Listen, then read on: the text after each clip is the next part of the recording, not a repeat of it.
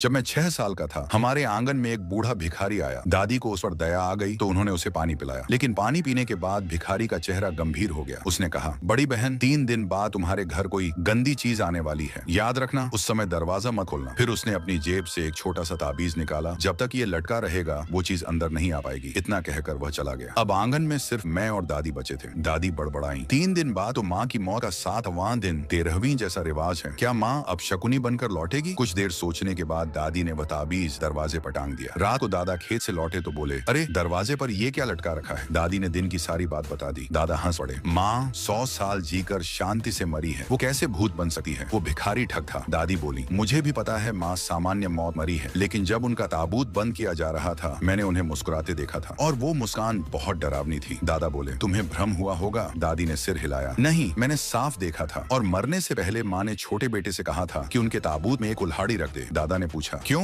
दादी बोली, माँ ने जवानी में एक आदमी को देखा था जिसे सब ने मरा समझकर दफना दिया, लेकिन वो अगले दिन जिंदा निकल आया। माँ को डर था कि कहीं उनके साथ भी ऐसा ना हो जाए, इसलिए उन्होंने कुल्हाड़ी रखवाई ताकि अगर वे जिंदा हुई तो ताबूत तोड़कर बाहर निकल सकें। फिर भी दादी बेचैन थी। मैंने सुना है कि जो कब्र से वापस आते हैं वो इंसान नहीं रहते। मुझे लगता है माँ 7वें दिन लौटेंगी। दादा बोले, अगर तुम्हें डर लग रहा है तो तुम और युआन बाओ मैं शहर चले जाना, मैं घर पर रहूंगा। लेकिन दादी बोली, चलो हम सभी चले जाते हैं। माँ ने यह भी कहा था कि कब्र की मिट्टी ज्यादा कसकर मत दबाना, मुझे कुछ ठीक नहीं लग रहा। दादा ने गहरी सांस ली। मरने वाला हर इंसान जीना चाहता है, इसलिए माँ ने ऐसी बातें कही होंगी। और 7वें दिन आत्मा के लिए खाना भी रखना पड़ता है, अगर घर खाली रहा तो लोग बातें बनाएंगे। फिर तय हुआ कि दादी मुझे लेकर शहर जाएंगी और दादा घर पर रहेंगे। लेकिन 7वें दिन सुबह से ही तेज बारिश शुरू हो गई, रास्ते बंद हो गए। दादी घबरा कर बोली, अब तो जा भी नहीं सकते। दादा ने उन्हें दिलासा दिया, डर मत, माँ मर चुकी हैं, वो वापस नहीं आएंगी। रात तक बारिश चलती रही। तभी अचानक दरवाजे पर दस्तक हुई। दादी का चेहरा सफेद पड़ गया, कहीं माँ तो नहीं आ गई? दादा ने बाहर आवाज लगाई, कौन है? बाहर से आवाज आई, भैया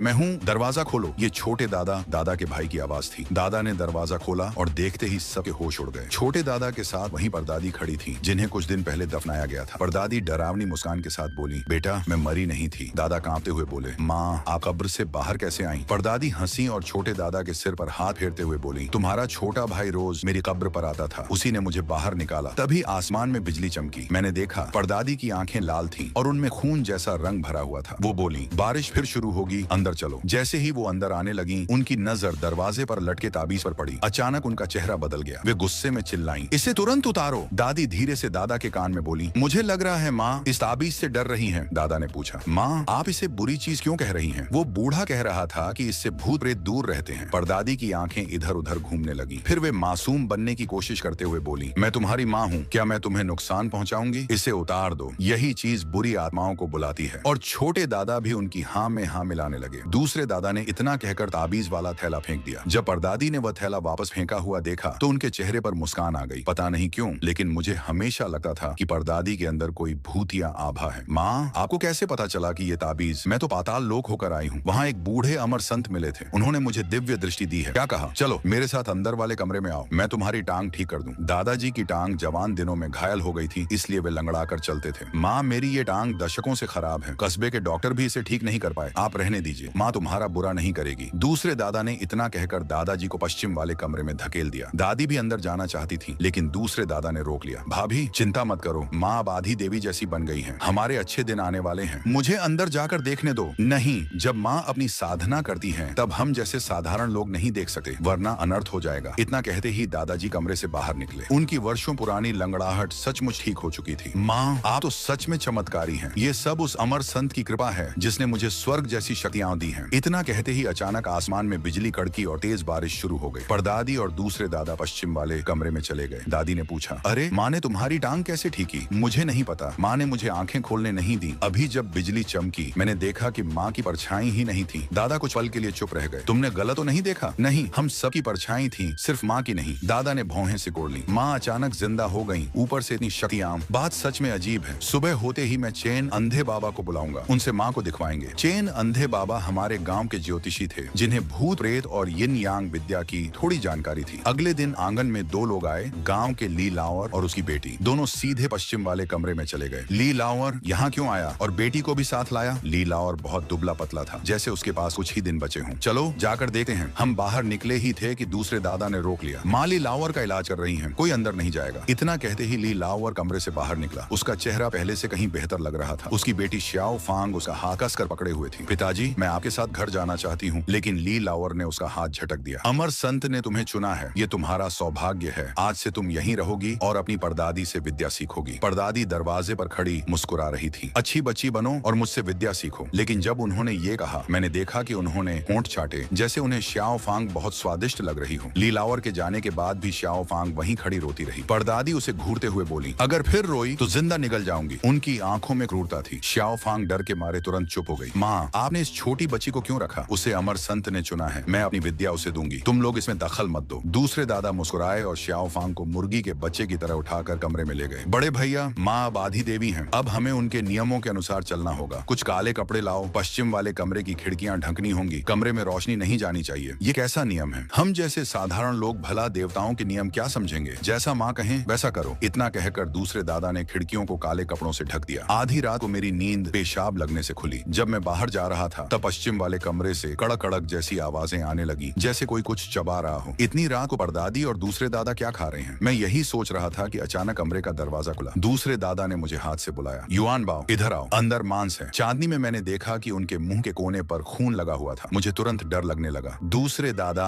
मुझे नहीं चाहिए। मेरे मना करते ही उनका चेहरा डरावना हो गया। इधर आओ। उनकी चीख सुनकर मैं डर गया और धीरे धीरे उनकी तरफ बढ़ने लगा। जैसे ही मैं कमरे में गया, मुझे बहुत तेज खून की बदबू आई, लेकिन खिड़कियां काले कपड़ों से ढकी थी, इसलिए कुछ दिखाई नहीं दे रहा था। अंधेरे में मुझे सिर्फ आवाजें सुनाई दे रही थी। युआन बाओ, मिट्टी के चूल्हे पर मांस रखा है, जल्दी आकर खा लो। परदादी, मुझे नहीं खाना। नालायक, ज्यादा नखरे मत कर। कहाँ है, खा तो खा। इतना कहकर दूसरे दादा ने मुझे उठाकर खाट पर बैठा दिया। मैंने डरते डरते हाथ लगाया। वह किसी सुअर की पसली जैसा लग रहा था, लेकिन उस पर खून की गंध थी। साफ था कि वह कच्चा मांस था। परदादी, ये तो कच्चा मांस है। परदादी हंस पड़ी। ये कच्चा मांस नहीं है, ये तो पुराने अमर देवता का दिया हुआ मांस है, जल्दी छको। मैंने मांस को नाक के पास ले जाकर सूंघा और पक्का कर लिया कि वह सचमुच कच्चा था। परदादी, मैं लाइट जला दूं? मुझे ठीक से दिख नहीं रहा। कमरे की बत्ती खराब है, ऐसे ही खा लो। फिर उसने मेरा चेहरा सहलाते हुए कहा, देखो तुम कितने दुबले हो, सिर्फ हड्डियां बची हैं। बात मानो, ज्यादा मांस खाओगे तो मोटे हो जाओगे। परदादी, मुझे नहीं खाना, मैं पूर्व वाले कमरे में जाकर सोना चाहता हूँ। दूसरे दादा ने ठंडी आवाज में कहा, कहाँ जाएगा? अब से तू यहीं पश्चिम वाले कमरे में रहेगा। क्यों? युआन बाओ, तुम्हें पुराने अमर देवता ने चुना है, अब से यहीं रहना। परदादी तुम्हें विद्या सिखाएगी। लेकिन उन्होंने तो पहले श्याओ फांग को चुना था, अब मुझे क्यों? वो लड़की तकलीफ सह नहीं पाई, भाग गई। तभी मुझे समझ आया कि कमरे में श्याओ फांग की आवाज क्यों नहीं आ रही थी, लेकिन वह भागी कैसे? मैं यही सोच रहा था कि तभी दरवाजे पर दस्तक हुई। युआन बाओ, बाहर आ जाओ, वापस सोने चलो। मैंने दरवाजे की तरफ चिल्लाकर कहा, हाँ मैं आ रहा हूँ। मैं खाट से उतरकर दरवाजा खोलने गया। जैसे ही चांदनी कमरे में आई, मैंने पीछे मुड़कर देखा। परदादी मुझे डरावनी नजर से घूर रही थी, चेहरे पर अजीब मुस्कान थी। बड़े बेटे, युआन बाओ को पुराने अमर देवता ने चुना है, उसे यहीं पश्चिम वाले कमरे में पालो। माँ, युआन बाओ अभी बच्चा है, वो ये सब सह नहीं पाएगा। जिसे पुराने अमर देवता चुन लें, वो भाग नहीं सकता। बड़े बेटे, ये युआन बाओ की किस्मत है, तुम एहसान नहीं समझ रहे। दूसरे बेटे ने कहा, क्या तुम्हारी आंखें खराब हो गई हैं? माँ कच्चा मांस खा रही है, ये मांस आया कहाँ से? दूसरे दादा ने तिरस्कार से कहा, तुमसे कितनी बार कहा है, हमारी माँ अब आधी देवी बन चुकी है, वो हम साधारण लोगों जैसी नहीं रही। इतना हंगामा मत करो। दादा ने मुझे गोद में उठाया और बाहर ले गए। बूढ़े, इतनी रात को क्या हुआ? हमारी माँ कच्चा मांस खा रही है। हाँ बूढ़े, वो बहुत डरावनी लग रही है, मुझे तो वो इंसान भी नहीं लगती। सुबह होते ही मैं चेन अंधे बाबा के पास जाऊंगा, इस घर में रहने की हिम्मत नहीं रही। दादा ने सिर हिलाया। अगली सुबह दादा बैलगाड़ी तैयार ही कर रहे थे कि तभी आंगन में दो लोग आए, लियू एरगो और उसका बेटा गोउदान। वे सीधे पश्चिम वाले कमरे में गए। थोड़ी देर बाद लियू एरगो हंसते हुए बाहर आया, लेकिन उसका बेटा दरवाजे पर खड़ा रो रहा था। पुराने अमर देवता ने तुम्हें चुना है, ये तुम्हारी किस्मत है, अच्छी तरह विद्या सीखना। फिर लियू एरगो ने मुस्कुराकर परदादी से पूछा, तीसरी दादी, क्या सच में मेरे सुअर खाने में सोना है? परदादी ने सिर हिलाया। पुराने अमर देवता कभी झूठ नहीं बोलते। ये सुनते ही लियू एरगो जल्दी से घर की तरफ भागा। उसने अपने बेटे की तरफ पलटकर भी नहीं देखा। मैं घर जाना चाहता हूँ। लेकिन दूसरे दादा ने गोउदान को उठाया और सीधे पश्चिम वाले कमरे में ले गए। परदादी दरवाजे पर खड़ी होकर बोली, बड़े बेटे कहाँ जा रहे हो? कस्बे से दो सुअर पकड़ने जा रहे हैं। परदादी डरावनी मुस्कान के साथ हंसी। दादा बैलगाड़ी लेकर पहाड़ी के पीछे गए और दोपहर तक चेन अंधे बाबा के घर पहुंचे। चेन बाबा, हमारे घर में अजीब घटना हो रही है, कृपया एक भविष्यवाणी कीजिए। चेन अंधे बाबा कुर्सी पर टिके हुए कुछ बड़बड़ाए, फिर बोले, ये कोई बुरी बात नहीं बल्कि अच्छी बात है। तुम्हारी माँ को पुराने अमर देवता मिले हैं, उनकी तीसरी आंख खुल गई है। लेकिन बाबा, मैंने अपनी आंखों से देखा कि मेरी माँ कच्चा मांस खा रही थी। बिजली चमकने पर उसकी परछाई भी नहीं दिख रही थी। तुम साधारण इंसान हो, जो देखते हो वो हमेशा सच नहीं होता। वापस जाओ और अपनी माँ की सेवा करो। दादा दादी ने एक दूसरे को देखा। दोनों की आंखों में डर था। क्या सच में चेन बाबा सही कह रहे थे? गांव के लोग मानते थे कि चेन बाबा बहुत शक्तिशाली हैं और उन्होंने पहले भी बुरी आत्माओं को भगाया आया था। दादा बोले, चेन बाबा सचमुच बहुत ताकतवर हैं। गांव के बुजुर्ग कहते हैं कि उन्होंने कई दुष्ट आत्माएं पकड़ी हैं। इतना कहकर दादा बैलगाड़ी लेकर वापस लौट पड़े। ये सुनकर दादा जल्दी जल्दी बैलगाड़ी से उतरकर घर लौट आए। जैसे ही आंगन में पहुंचे, देखा कि घर में कई लोग आए हुए हैं। उन्हें पता चल गया था कि परनानी ने लिन लाओयर को ठीक कर दिया है, इसलिए सब लोग उनसे मदद मांगने चले आए। छोटू, तुम्हारे बापू क्या काम लेकर आए हैं और तुम्हें भी साथ क्यों लाए? मेरे बापू जानना चाहते हैं कि पिछले साल घर की जो 2 बकरियां खो गई थीं, वो कहाँ गईं, और मुझे इसलिए लाए हैं ताकि पुराने अमर गुरु मुझे चुन लें और मैं तुम्हारी परनानी से हुनर सीख सकूं। छोटू, मेरी परनानी बहुत डरावनी है, मैं भी चुना नहीं जाना चाहता, लेकिन मेरे बापू मानते ही नहीं। यह कहकर छोटू को उसके बाप ने पकड़कर पश्चिम वाले कमरे में ले गया। जब तक रात हुई, आंगन के लोग भी जा चुके थे। बड़े भाई, देखा ना हमारी माँ कितनी काबिल है। दादा ने भौहें सिकोड़कर कहा, हाँ, माँ में सचमुच हुनर है। आगे से माँ के मामलों में तुम कम दखल देना, मैं संभालूंगा। फिर बोले, ठीक है, माँ की बात अब दूसरा बेटा देखेगा। अगले दिन दादी ने बकरे के मांस की बड़ी हांडी पकाई। उन्होंने खाना मेज पर रखा और पश्चिम वाले कमरे की ओर आवाज लगाई, खाना तैयार है। लेकिन कमरे से सिर्फ दूसरे दादा बाहर आए। अरे माँ और गोदान क्यों नहीं आए? माँ को अभी भूख नहीं है। और वो लड़का, अरे छोड़ो, वो छोटा शैतान तकलीफ सह नहीं पाया, रात में ही भाग गया। हुनर सीखना आसान नहीं होता, भाग जाना भी स्वाभाविक है। दादी ने सिर हिलाया और कुछ नहीं बोली। भाग गया तो क्या हुआ, मैं फिर कोई बच्चा ले आऊंगा। यह कहकर दूसरे दादा बाहर चले गए। दादा और दादी ने एक दूसरे की ओर देखा। पुराने अमर गुरु जिस बच्चे को चुनते हैं, वो हमेशा भाग क्यों जाता है? आज रात ध्यान से देखेंगे कि बच्चा भागता कैसे है। दादी ने सिर हिलाया। जल्द ही दूसरे दादा वापस आए और छोटू को फिर साथ ले आए। रात होते ही दादा दादी दरवाजे के पीछे छिपकर पश्चिम वाले कमरे को देखने लगे। बूढ़े जी, हमारी माँ सच में बहुत शक्तिशाली है। पिछली बार उन्होंने कहा था कि पुराने गुरु ने युआन बाओ को चुना है। क्यों ना माँ अपना हुनर युआन बाओ को सिखा दें? आगे चलकर यही उसके रोजगार का सहारा बनेगा। माँ का हुनर सच में बड़ा है। इन दिनों बहुत लोग उनसे मदद मांगने आ रहे हैं, लेकिन मुझे डर है कहीं कोई अनहोनी न हो जाए। सुबह होते ही मैं माँ से पूछूंगा। इस काम के असली खतरे शायद सिर्फ वही जानती है।